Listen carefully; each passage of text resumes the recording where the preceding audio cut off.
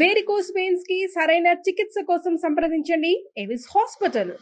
Welcome to Suman TV Warangal. మనం ఇప్పుడు హన్మకొండ కమలాపూర్ మండలంలోని గూడూరు అంబాల ప్రాంతంలో ఉన్నాం. ఆ మార్గ మధ్యంలో ఉన్నాం.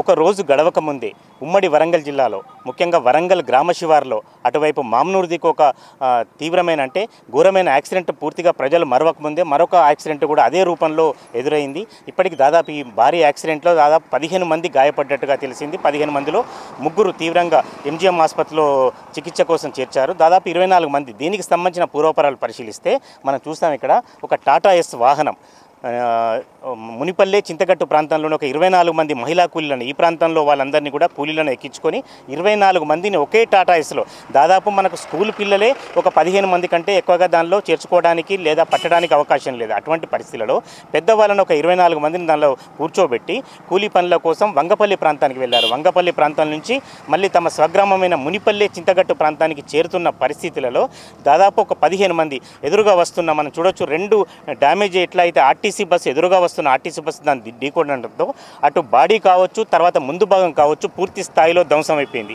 ఇటువంటి పరిస్థితులలో ఒక 15 మంది తీవ్రంగా గాయపడితే హుటాహుటిన అప్పటికే 108 కానీ ఇతర సహాయక సిబ్బంది ఒక 3 వెంటనే చికిత్స కోసం అంటే తీవ్ర గాయాల పాలైన వాళ్ళని 3 చికిత్స కోసం ఎంజీఎంకు తరలించారు. ఆ తర్వాత మరో 13 మందిని కూడా ఎంజీఎంకు తరలించినట్టుగా జరిగింది.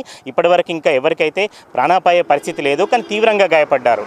దాదాపు నిత్యం ఏదో రూపంలో ఎదురవుతున్నాయి. మనం చాలామంది స్థానికులు కూడా ఇక్కడ ఉన్నారు.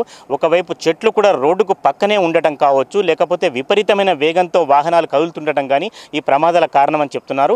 వీటన్నిటికంటే ఎప్పుడైతే అధికారులు పర్యవేక్షించాలో దాదాపు 24 మంది, అది ఎవరైనా కూలీలు కావచ్చు పెద్దవాళ్ళు కావచ్చు, 24 మందిని ఒకే వాహనంలో వెళుతున్నప్పుడు ఆర్టీసీ బస్సు ఒక మోటార్ సైకిల్ను తప్పించబోయి ఆర్టీసీ బస్సును టాటా ఎస్ వాహనం ఢీకొంది.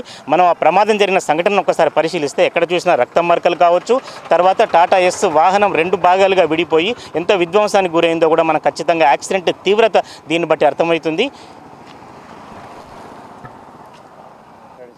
స్థానికులు కూడా ఇక్కడ అంటే ఈ గూడూరు అంబాల ప్రాంతంలో కొంతమంది స్థానికులు కూడా ఈ ప్రమాదం జరిగిన వెంటనే చాలామంది కూడా వచ్చారు. కొంతమంది సహాయ చర్యల్లో కూడా పాల్గొన్నారు. అసలు యాక్సిడెంట్కి ఇలాంటి యాక్సిడెంట్లకు కారణం ఏమిటని ఒక పెద్ద ఆయన మనతో ఉన్నారు, వారిని అడిగే ప్రయత్నం చేద్దాం. ఇటువంటి యాక్సిడెంట్లకు కారణం ఏమిటని మీరు అనుకుంటున్నారు? సార్, రోడ్డు రవాణా వారు డిపార్ట్మెంట్ వాళ్ళు కరెక్ట్ ఉంటే ఈ చెట్లు పెట్టబోదురు. ఈ చెట్లు పెట్టినప్పుడు అడవి వృక్షం వాళ్ళు పెట్టిరు. వాళ్ళకు కుదరది. ఉపాధి కలగాలని ఎక్కడికక్కడనే మాయమాటలతోటి మోసం చేసుకుంటూ ఎలుకట ఆర్ఎంబి డిపార్ట్మెంటు రోడ్ల మీద కూడా సూపర్వైజర్లు ఉంటారు. వాడు పట్టించుకున్న లేడు, వాడు ఇంట్లో అంటాడు, నౌకరు తెంగుతాడు. అంటే గూడూరు సందుల దగ్గర 2 నెలల కిందనే దగ్గర రోడ్డు వినా 2 గజాల మొరమోసి డాంబర్ రోడ్డు వినా మొరమోసిరు. అక్కడ యాక్సిడెంట్ అయింది. గొర్రెత్త అంటే రాత్రి 6 గంటల 3 కాళ్ళు ఇరిగినాయి. ఈ రోడ్డు వినా మనం ఎంబడి వాడి పడ్డ ఉరుకుతలేరు. ఆ ఆఫీస్ వాళ్ళదే ఆర్ఎంబి డిపార్ట్మెంట్ వాళ్ళు మొత్తం పొరపాటు అంతా వాళ్ళదే. ఇంతకుముందు శనిగరం దగ్గర కూడా ఇటువంటి జరిగింది. అక్కడ అంగపల్లి కాడ అక్కడ కూడా జరిగింది సార్. అంగపల్లి కాడ క్రాస్ జరిగింది. వీళ్ళకి ఏంటంటే గవర్నమెంట్ ఉపాధి ఇస్తే వీళ్ళు బయటికి వెళ్ళిపోతారు కదా, ఉపాధి పని అని పెట్టి ఏ ఊళ్ళో కావాలో పని కల్పిస్తలేరు. మోసం మొత్తం దొంగ తిండి. ఆ టాపిక్ వేరు. దాదాపు 24 మంది ఒకే వెహికల్లో వెళ్తున్నప్పుడు మరి వెహికల్లో వెళ్తున్న వాళ్ళు ఆగవలసి ఉంటుందా, లేకపోతే దానికి చెకింగ్ చేయాల్సిన వాళ్ళు ఆపాలా? ఇప్పుడు గవర్నమెంట్ చెకింగ్ వాళ్ళు ఆపాలి, దాని మీద పోలీసు వాళ్ళు కూడా చెకింగ్ చేసే వాళ్ళు కూడా ఆపాలి. అద్దు లేకుండా పబ్లిక్ను ఒక ట్రాలీ నిండా 25 కానీ 30 మంది కానీ ఎంతమంది ఉంటే అంతమంది వాళ్ళు ఇష్టం వచ్చినట్టుగా తీసుకొని వెళ్తున్నారు.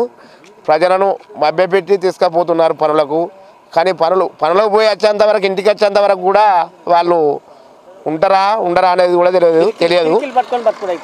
ప్రభుత్వం కూడా కొంచెం దాని మీద రైట్. అంటే ఇక్కడ చాలామంది కూడా చెప్తున్నారు ట్రాలీ ఆటోల్లో ప్యాసింజర్ వెహికల్స్ కాదది.